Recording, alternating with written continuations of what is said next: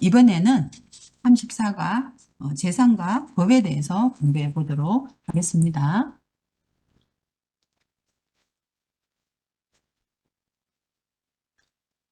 다음 빈칸에 가에 들어갈 설명으로 옳은 것은 사람과 사람 사이에 무엇을 주고받을지에 대해 하는 약속. 이 뭐예요? 그걸 뭐라고 하죠? 그렇죠. 컨트랙트 뭐라고 해요? 계약이라고 하죠. 계약, 약속. 무엇을 주고받을지에 대한 약속. 그래서 이 계약은 개인들의 자유로운 의사에 의해서, 그러니까 내가 하고 싶어서 이렇게 해야지 억지로 아니면 강제로 이렇게 하게 되면 계약이라고 할 수 없지요. 그래서 자유로운 의사에 따라 맺어야 한다. 권리 라이트라든지 서명 사인이라든지 책임 리스폰시브 이렇게 되는 거예요. 2번 보기에서 계약에 대한 옳은 설명으로 모두 고른 것은 그래서 계약에 대한 옳은 설명은 어느 한쪽이 원하면 계약을 맺을 수 있다 아니죠. 한쪽이 아니라 쌍방이 서로 together 그래서 쌍방이 원하면 계약을 하는 거죠. 한 사람이 원한다고 해서 계약을 할 수 있는 게 아닙니다. 사회 질서에 어긋나는 계약은 무효다. 그렇죠. 사회 질서가 맞지 않은, 법에 맞지 않는 계약은 무효예요. 당사자 간의 말을 통해서는 계약이 성립하지 않는다.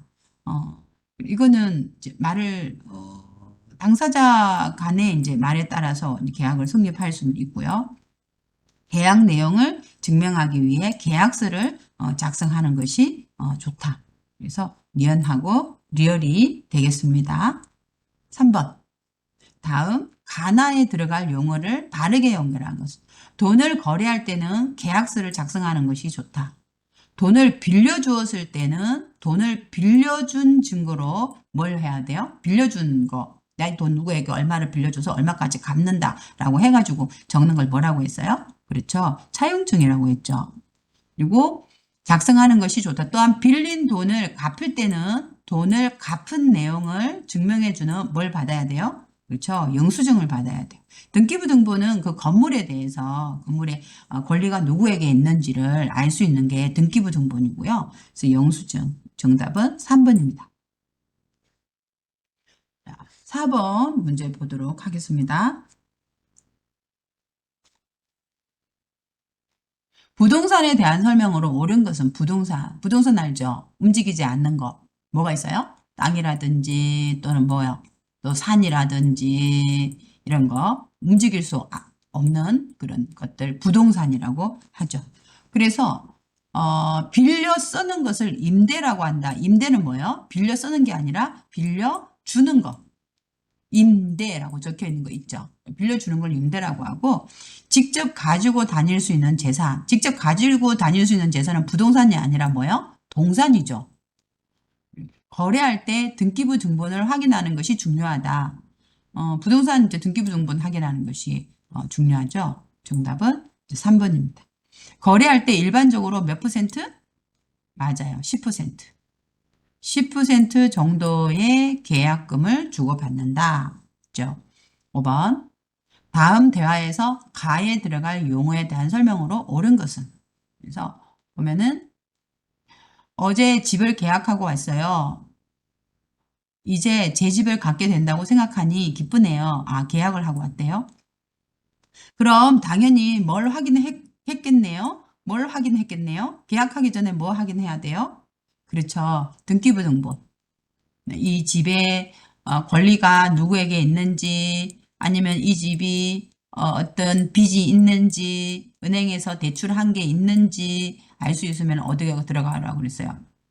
인터넷 등기소에 들어가라고 그랬죠. 그래서 등기부 등본을 확인했겠네요. 라고 하니까 아무 문제가 없던가요? 그러니까 등기부 등본을 보니까 그 집과 관련된 빚도 없고 또 다른 문제도 없어서 안심하고 계약했어요. 맞아요. 그래서 여러분 인터넷 등기소에 들어가서 등기부 등본 확인하고 집에 계약하라고 제가 말했죠. 그죠? 그래서 인터넷으로 확인할 수 있다. 맞아요. 부동산 중개업자가 작성하는 거 아니에요.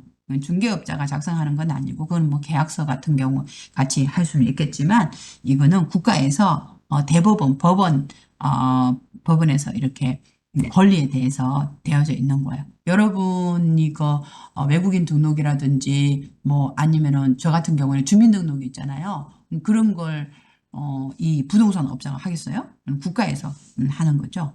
계약서에 거래된 사람의 이름을 써놓는 것이다. 뭐 이거는 뭐 아니고요. 그런 계약서에 대한 이야기고 집을 계약한 날짜에 대해 법원이 사실이라고 증명해 준 날짜이다. 요거는 등기부 등본이라기보다는 뭐를 하라고 그랬어요? 확정일자라고 그랬죠. 확정일자를 제가 받아두라고 했죠. 계약서에다가. 그래서 는 확정일자. 확정일자를 이제 이야기 하는 거예요.